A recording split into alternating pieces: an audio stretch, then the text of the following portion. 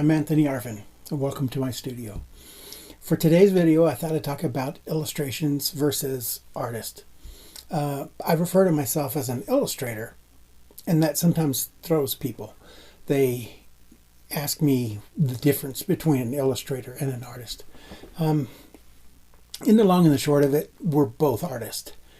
You still have to have the skills to make images that move people, make them feel something, or give them a sense of nostalgia or something that's, in the artist's case, it's necessary to create something that make people want to take your painting home.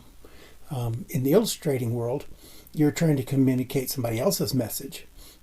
Might be a car dealership wanting to sell cars this month. It might be a baby food commercial next month. It might be a fundraiser for some charity the next month.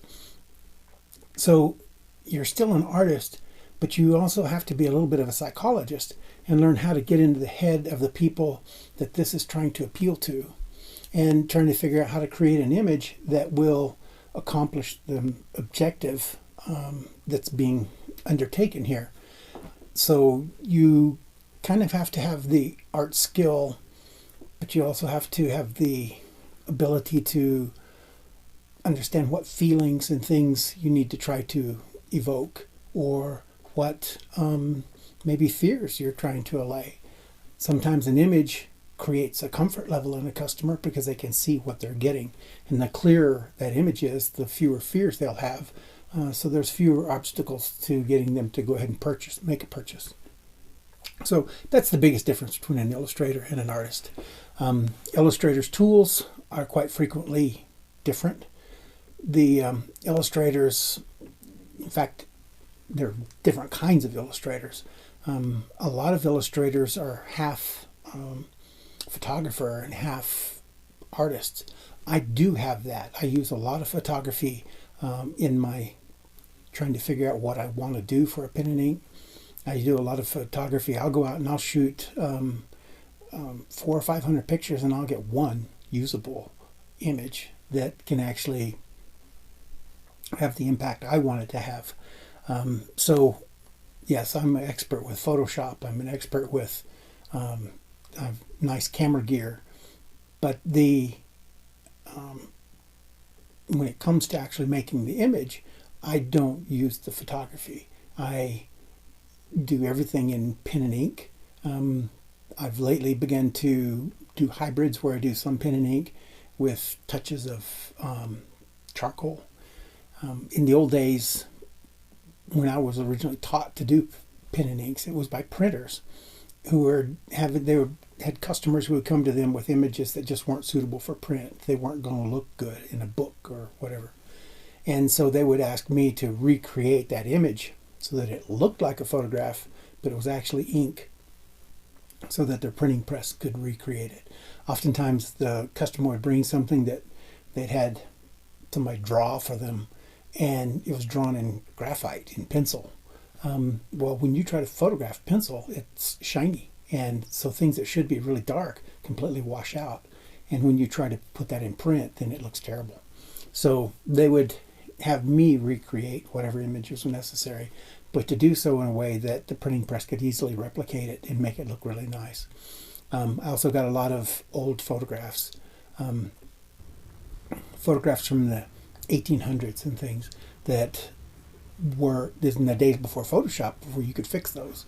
They would have me recreate those images and leave out backgrounds or fix contrasts or focus or those sorts of things. And so I got good at recreating those images in ink in a way that the printing press could make it look really good when it was a printed product. So that was where my history as an illustrator came, in recreating the best of my ability an image that looked photographic, but an image that was done in ink so that the printing press could easily replicate it. And so that's the main difference with me. The other real difference is an illustrator, most all of the time, our work will be reduced. In an image like this, that this sheet is 17 inches tall. This image, when it's actually in the book, will probably be 4.5 4 inches tall. So everything is going to be shrunk down. And you have to work on the original knowing that there's some things you can't do. When this image is shrunk down, some of these grays will turn almost black. And so you can't supercharge the original with contrasts, because when it's scaled down, those contrasts are automatically going to appear. And so there's some things you have to do that are special as an illustrator. But they're still art skills. You still have to be able to see what's there. You have to be able to replicate what you're looking at. And you've got to be able to control your medium, whether it's ink or charcoal or pastels or whatever it is, oils.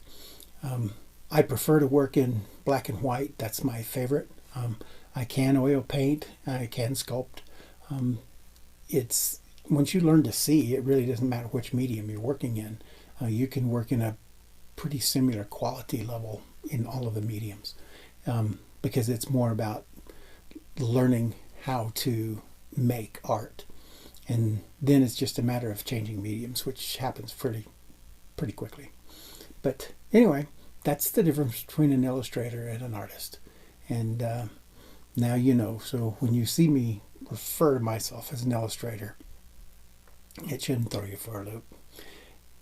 Look forward to talking to you on the next video.